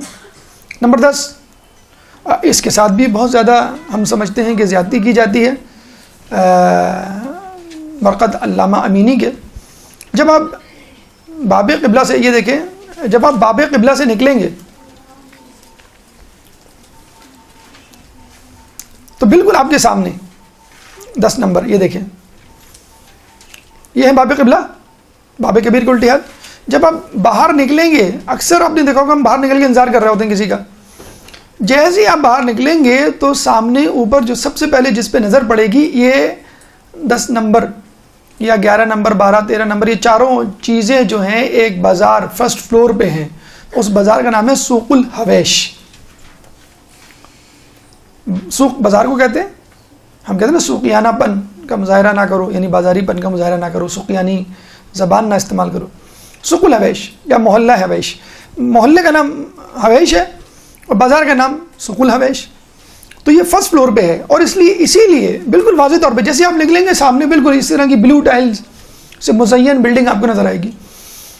ہمیشہ لوگ اس کے ساتھ غفلت برتتے ہیں اور اس پہ ظلم کرتے ہیں. یہاں نہیں جاتے، شاید اس لیے نہیں جاتے کہ یہاں پہ کتابوں کی دکانیں ہی دکانیں ہیں کہ جائیں گے تو کتابیں لینی پڑ جائیں گی. اردو بازار ہے، بالکل اس طرح کی شکل ہے اس کی. لیکن علامہ امینی وہاں دفن ہے، صاحب غدیر. بیت خمینی 12 سال جو رہے نجف میں، وہاں ہیں. شیخ مرزا انصاری کی مسجد جو انہوں نے بنائی تھی وہ وہاں پہ دفن ہے. تو اتنی بڑی شخصیات جو ہیں وہ یہاں پر دفن ہیں. یہ دیکھیں، یہ وہ لائبریری ہے کہ جو علامہ امینی نے خود اپنے ہاتھوں سے تعمیر کی، خود کتابیں جمع کی.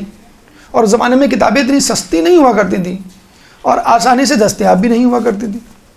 اگر آپ صاحب استطاعت ہوں تو ہر کتاب آپ کو نہیں مل سکتی. یہ ان کی قبر مبارک کا جو وہ ہے احاطہ، اس کے اندر کی تصویر. ایرانی حضرات جو ہیں یہاں پہ مجلس پڑھ رہے ہیں. یہ ہم داد دیں گے ایرانیوں کو کہ جب آپ کہیں پہ بھی جاتے ہیں کسی زیارت گمنام یا غیر معروف زیارت پہ جس میں آپ کو آپ کے قافلے والے نہیں لے کے جاتے، تو بڑے خوش ہوتے ہیں میں نے کشمیر فتح کر لیا. جب سامنے آتے ہیں تو پتہ لگے ایرانی پہلے سے بیٹھے ہوئے. تو یہ ہمیں تھوڑی سی تقدو اور دقت برداشت کرنی چاہیے جب ہم 12 دن کے لیے جا رہے ہیں، فقط 12 دن. آپ مری جاتے ہیں، کلام کاغان جاتے ہیں، آپ ہاپتے کاپتے نہیں ہیں، پہاڑوں پہ چڑھ رہے ہیں، گھوم پھر رہے ہیں. لیکن جب زیارت پہ جاتے ہیں تو پتہ نہیں کہ آپ کو بار بار ہوٹل یاد آ رہا ہوتا ہے. سردی میں ہوٹل یاد آ رہا ہوتا ہے کہ سردی لگ رہی ہے، گرمیوں میں ہوٹل یاد آ رہا ہوتا ہے کہ گرمی لگ رہی ہے، ہمیں ہوٹل میں جانا ہے. تو بھائی آپ آئے کس لیے؟ زیارت کے لیے آئے. تو جتنی زیارات آپ کر سکتے ہیں کریں، آپ کو کس نے روکا ہے؟ پھر آپ جو ہے یہ کہیں گے کہ ہمیں جو ہے قافلے والوں نے یہ نہیں زیارت کروائی، وہ نہیں زیارت. تو آپ نکلیں گے تو سامنے زیارت ہے، سامنے بازار ہے، بالکل سامنے 500 میٹرز واکنگ ڈسٹینس ہے. اندر جائیں، اندر 3-4 زیارتیں آپ کو ایک ہی بازار میں مل جائیں گی. ان کی تھوڑی سی خصوصیات آپ کو معلوم ہی ہوگی، مزید تذکر ہو جائے اس کا. کہتے ہیں کہ میں نے الغدیر نامی جو کتاب لکھی اس کے لیے 10,000 کتابوں کو حرف بہ حرف پڑھا، بسم اللہ کے بے سے لے کے تمت کے تے تک، یعنی ختم شد کے دال تک. 10,000 کتابیں الف سے لے کے بے، پہلے صفحے سے آخری صفحے تک. اور اگر تکرار کو مد نظر رکھا جائے، جیسے ایک کتاب آپ نے دو مرتبہ نکال کے دیکھی، 3 مرتبہ نکال کے دیکھی، اگر تکرار کو مد نظر رکھ کے دیکھا جائے تو 1,00,000 کتابیں میں نے دیکھی ہیں. 1,00,000 کتابیں پڑھی. اب بتائیں آپ کتنا اسٹیمنا تھا، کتنا حافظہ تھا، کتنا حوصلہ تھا اس بندے میں. 40 سال لگے، کسی جگہ لکھا ہے 10، کسی جگہ 20، لیکن 40 سال جو ایک تحقیق ہے. 3 سال انڈیا میں گزارے، ان 3 سالوں میں انہوں نے 17 گھنٹے کام کیے. 3 سالوں میں جب وہاں سے واپس آئے تو کسی نے پوچھا انڈیا گئے تھے؟ تاج محل گئے آپ؟ نہیں، تاج محل تو نہیں گئے. کیوں؟ کہ میں تاج محل دیکھنے تھوڑی گیا تھا. تو ہم سب سے پہلے تاج محل جائیں یا ان کی جو نیو دہلی ہے، بامبے ہے، یہ سب جگہیں جا کے گھومیں. یہ بیچارے جس جوتے میں گئے تھے اسی جوتے میں واپس آئے. 3 سال ہم کراچی میں رہ لیں تو 3 جوتے بدل چکے ہوتے ہیں. انڈیا میں رہ کر سفر کر کے اسی جوتے میں، اسی جوتی میں، چپل ہی کہہ لیں، کیا جوتا ہوگا ان کے پاس، اسی میں جو ہے وہ واپس آئے. لیکن بہرحال جو اجر ملا ہے ان کو یقیناً قابل رشک ہے. کہتے ہیں کہ پھر بھی ان کا دل نہیں بھرا، مولا کی خلافت کو ثابت کرنے کے حوالے سے دل نہیں بھرا. کہیں کہ میں خود اپنی آنکھوں سے دیکھوں گا غدیر کا مقام. تو خود گئے مدینے، مکے. آپ کو معلوم ہے غدیر کا مقام تو مکے مدینے کا جو بائیفرکیشن ہے، جہاں پہ یہ رستہ ڈیوائیڈ ہوتا ہے مکے سے جب واپس آتے ہیں، وہاں پر ہے. اور وہاں پہ زیارات تو عام ہے ہی نہیں. آپ کو معلوم ہے غار سور ہے، غار سور کو چھوڑیں، یہ غار ہرا ہے، جنت البقیع ہے. کس طرح وہاں پہ جو خاک اڑ رہی ہے، کس طرح ویران ہے. بلکہ منع کیا جاتا ہے بدتمیزی سے. اب جب آپ جا رہے ہوتے ہیں کہ نہیں جاؤ، نہیں جاؤ، وہاں کیا جاؤ. آپ بیت اللہ میں کھڑے ہوئے ہیں، اگر آپ نے مقام ابراہیم کو ہاتھ لگا لیا، ہاذا شرک. میں نے کہا کیوں بھائی ہاذا شرک کیوں ہے؟ کہتے ہیں ہاذا جو ہے حدید. میں نے کہا ہاذا حجر. اگر یہ لوہا ہے تو یہ اینٹ ہے، یہ پتھر ہے، تو اس کو بھی ہاتھ نہ لگاؤں میں؟ کیا بیت اللہ کو بھی ہاتھ نہ لگاؤں؟ تو اس طرح آپ کو روکا جاتا ہے. تو وہ گئے کہ میں اپنی آنکھوں سے دیکھوں گا. اچھا، ایسے مقامات پہ جانے نہیں دیا جاتا یا روکا جاتا ہے. ہم جب بھی جاتے تھے کسی مقام پر اور وہاں کوئی شرطا کھڑا ہوتا تھا اور وہ ہم سے کہتا تھا کہ یہاں پہ کچھ نہیں ہے، تو ہم کہتے ہیں اس کا مطلب ہے یہاں کچھ ہے. جہاں کوئی کھڑا ہوا ہے، جہاں 2-4 لوگ کھڑے ہوں ڈنڈے ونڈے لے کر کہ یہاں نہیں ہے کچھ، مسجد سلمان فارسی تھی وہاں پہ جنگ خندق جہاں پہ ہوئی تھی، انہوں نے کہا یہیں پہ کچھ ہے. تو پہرے لگے ہوئے، اب یہ بیچارے چلتے چلے جا رہے ہیں، چلتے چلے جا رہے ہیں. کہتے ہیں کہ ضعیفی بھی تھی، تھکن بھی تھی. اس تھکن کی وجہ سے وہ بیمار پڑ گئے، اور اتنے بیمار پڑے کہ وہ بیماری تھکن کی وجہ سے بیماری نہیں باقاعدہ وہ جان لیوا ثابت ہوئی. فوراً ان کو تہران لایا گیا، تہران ہاسپٹل، اور وہاں پہ ان کا انتقال ہوا. پھر وہاں سے وہ نجف اشرف جو ہے منتقل ہوئے. آپ دیکھ لیجئے کہ کتنا شوق، کتنی جستجو کہ میں مولا کی ولایت کو ثابت کر دوں. کہتے ہیں کہ جب ان کا انتقال ہوا تو ان کے ایک دوست، ایک عالم دین ان کے بیٹے کے پاس آئے اور کہنے لگے کہ میں نے تمہارے والد کو اپنے خواب میں دیکھا ہے، اور دیکھا ہے کہ مولا جو ہے وہ حوض کوثر پہ لوگوں کو سیراب کر رہے ہیں، اور جب تمہارے والد آئے تو مولا نے پیالہ زمین پہ رکھ دیا اور آستینیں اوپر چڑھائیں اور اپنے ہاتھوں سے سیراب کیا. اور کیا دیکھیں دعا کیا تھی، بیض اللہ وجہک کما بیضت وجہی، کہ اللہ تمہارے چہرے کو اس طرح منور کرے جس طرح تم نے میرے چہرے کو منور کیا. اللہم صلی اللہ.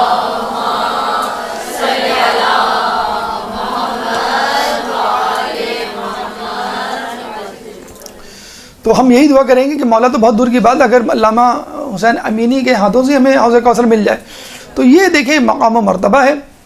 وہی بات کہ غیر معصوم کی زیارت کرنے کا بھی ایک لطف ہے. آپ کو ایک حوصلہ، ایک موٹیویشن جسے کہتے ہیں نا، آج کل کے دور میں موٹیویشن ایک لفظ استعمال کیا جاتا ہے کہ بس جوش ولولہ نہیں رہا، پڑھائی کا معاملہ ہو یا جاب کا معاملہ ہو یا گھریلو کاموں کا معاملہ ہو، تو آپ اپنی موٹیویشن جو ہے وہ ان زیارات پہ جا کر استعمال کریں. 11 نمبر پہ بیت امام خمینی ہے، اور یہ وہ جگہ ہے کہ جہاں پر بس یہ 5 منٹ مجھے دے دیجئے، 5 منٹ سے زیادہ انشاءاللہ نہیں ہوں گے. ایک درود پڑھ دیں محمد والے محمد.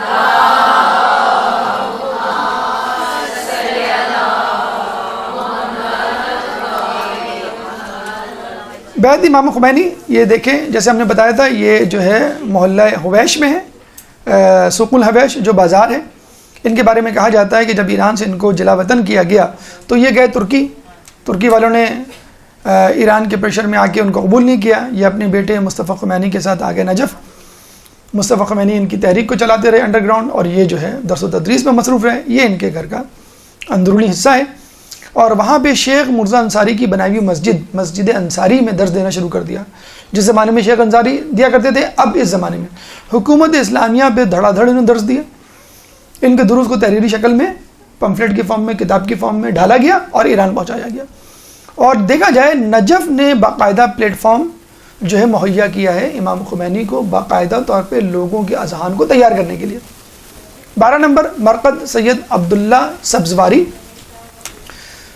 یہ بھی سوق الحویش میں آپ کو مل جائے گی. بہت زیادہ لوگ جانتے نہیں ہیں، لیکن ان کے بارے میں یہ کہنا کافی ہے کہ آیت اللہ خوئی کے بعد 1 سال تک مرجعیت ان کے ہاتھ میں رہی. 13 نمبر مسجد شیخ مرزا انصاری، یہ بھی سوق الحویش میں، اور اس کے بارے میں کہا جاتا ہے شیخ مرزا انصاری جو ہے یہاں پر درس دیا کرتے تھے، جس میں بعد میں امام خمینی نے جو ہے وہ درس دینا شروع کیا. 14 اور آخری جو اسپاٹ ہے وہ ہے کتاب خانہ امام حسن، جو کہ آیت اللہ باقر شریف نے بنایا تھا. موسوعات سیرت اہل بیت ان کی کتاب ہے. یہ 14 نمبر، یہ بالکل آخر میں، یہ شارع بنات الحسن کے اوپر واقع ہے. دیگر زیارات میں 3 زیارات انڈر کنسٹرکشن ہیں. یہ دیکھیں شارع بنات الحسن جو ہے اس کا نام اس لیے رکھا گیا ہے کہ یہاں پہ بنت حسن، 3 بیٹیاں امام حسن علیہ السلام کی مرقد ان کی پائی جاتی ہے، جو اب دریافت ہوئی ہے. پہلے آپ کو معلوم ہے کہ خود حرم میں جانا مشکل تھا، تو یہاں پہ کس طرح لوگ جمع ہوں. تو یہ ایک ہے مرقد آمنہ بنت حسن، دوسری مرقد زہرہ بنت حسن، تیسری رقیہ بنت حسن.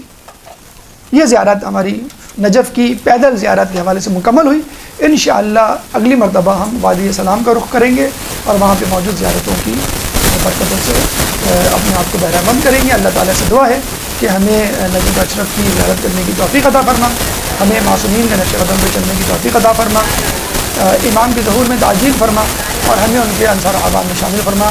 ربنا تقبل منا انك انت السميع العليم وتب علينا انك انت التواب الرحيم. اللجن اللجن يا مولا اللجن اللجن اللجن اللجن اللجن اللجن اللجن يا صاحب السماء اللجن